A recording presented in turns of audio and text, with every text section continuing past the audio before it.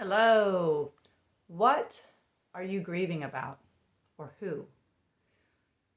And do you want to add more onto the grief that you're already experiencing? I doubt it. We do that now. With our expectations, we a lot of times add on to the grief that we're already experiencing.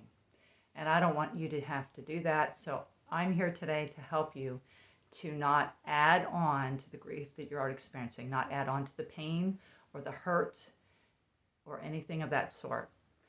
This is the second in the series on expectations. My first was last week, so I encourage you to go back and watch it. As I introduced it and talked about definitions of what expectations are and so on.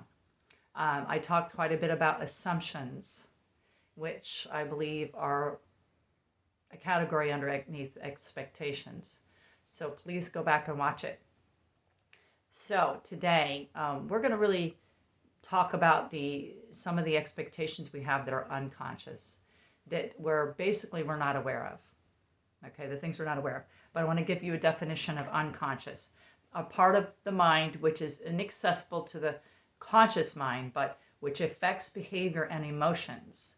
So what I say is that if that unconscious is unconscious thoughts or beliefs or assumptions or expectations, if they are affecting our behavior and our emotions, then they're affecting what we expect out of life, what we believe is going to happen. And so you'll see where I'm going, but I wanted you to know that definition. So really it has to do with our belief system. All of this can tie back into what we believe, who we believe in, our attitudes, our perspectives on situations, our needs, our wants, our hurts, etc. Those are just some of the things I wrote down. And our motives even come in on this. And a motive is a reason for doing something, especially one that's hidden or not obvious. So, we can talk about our motives, but that I think ties in with expectations, or can.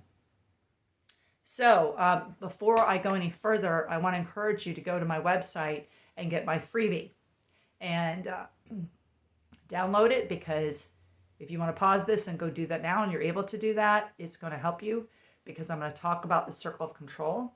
And in my freebie, I give you a printout per se in the PDF of the circle of control. So go to Julie Kettle, my new domain is Julie K, because I'm rebranding with Julie K. So go to juliekay.org, JULIEKAY.org, O-R-G. It will be in the description of this video as well, so that you can click there if you want to just do it that way. But this is really the core of my coaching and the core of what helped me get through my hardest time of my life during 2020 into 21, losing my daughter and trying to get custody of my grandkids, being denied, and then being cut out of their lives to not know if I'd ever see them again. So I encourage you to do that. So with us talking about unconsciousness, again, we're trying to just, bottom line, become more aware or more conscious of what we're thinking, of our expectations. So go to the circle of control. I'm going to show you it just so you can see it. Okay, you can do these on a piece of paper all by yourself, just by taking a piece of notebook paper and making a circle on it if you want to. But again, in my freebie, you'll get a copy of this, as well as an outline of the things that I believe are the foundation of how you can get help and how I help people with coaching. So, and that's so that you can be a thriver, because this is all about learning to thrive. But it's also all about, again, not adding to the pain you already have. It's about taking off the overwhelm, about making your life more manageable, giving you more ability to hope, giving you more tools to cope, and moving you into that place of being healed eventually, of receiving healing through the grief and the pain or the trauma that you've been through. So here's the circle of control. Now, all we're focusing on today in this video, this second video in the series on expectation, is what is out of your control, which that's backwards, but if you look at the word out, And what we do is we're going to write those on the outside of the circle. So we're going to focus on this in a future week, maybe next week or 2 weeks from now, depending if I think I need to spend 2 weeks on this part. So with your piece of paper, you're going to write things on the outside, just so you know. Now, I would love to have your feedback in the comments about something. Here's my first question for you. What's out of your control? What is something that you can think of right now that's out of your control in this world, in your world? So when I say in this world, there's a lot of things we all share in common that are out of our control. But in your world, I want you to personalize it. What's something that's out of your control? Here's one of my first examples that's pretty obvious. The weather. We can't control the weather. Okay, just want to put that out there as an example. And that becomes very personal to us, even though we're all experiencing it's very personal, right? Because it depends on if we're warm or cold and how we have to dress. And by the way, how we dress is in our control. So even though the weather's out of our control, how we dress is in our control. So I really refer to this circle of control, and they also have what's called a circle of influence, but I'm just sticking with the words of circle of control. And you could say what's out of my control is also I can't change. What I can't alter, what I don't have any authority over, I don't have any power to change. Things like that. So I don't mean control in a negative way, because control is not always negative, and it's not negative in and of itself. Okay? So we need to maintain control within our lives. And when everything is out of our control, all situations are out of our control, or we feel out of control, it usually results in us doing foolish, dangerous, or devastating actions. So I want to help you to learn how to bring things back, into balance and walk in what's in your control. But right now we're just focusing on what's out of your control, because that's going to result in help. Trust me. I'm on my phone, by the way, and my computer screen's having problems. So it's harder for me to know where to look. But trust me, I'm trying to look at you. I'm trying to connect with you. It's just harder on my phone, if you notice that. So sorry about that. I want to make sure I bring my weekly videos to y'all. So the circle of control, another thing that I refer to is the serenity prayer, which if you know anything about the 12 steps or AAA, you know the serenity prayer. And I'm not going to read the whole thing. I'm going to quote the beginning, which is what most people quote. It says, God grant me the serenity to accept the things I cannot change, the courage to change the things I can, and the wisdom to know the difference. So the serenity prayer, the way I put it is inviting your higher power, which is Jesus Christ in my case, in to help you. But it's in a sense you looking outside and beyond yourself for help, realizing you can't figure it all out on your own, which I guarantee is the truth. We need help. And so it's a way that prayer is a way of, specifically telling your brain to think and invite God's help, to say, what's the difference? What's in my control and what's out of my control? The serenity to accept the things I cannot change, the courage to change the things I can, and the wisdom to know the difference.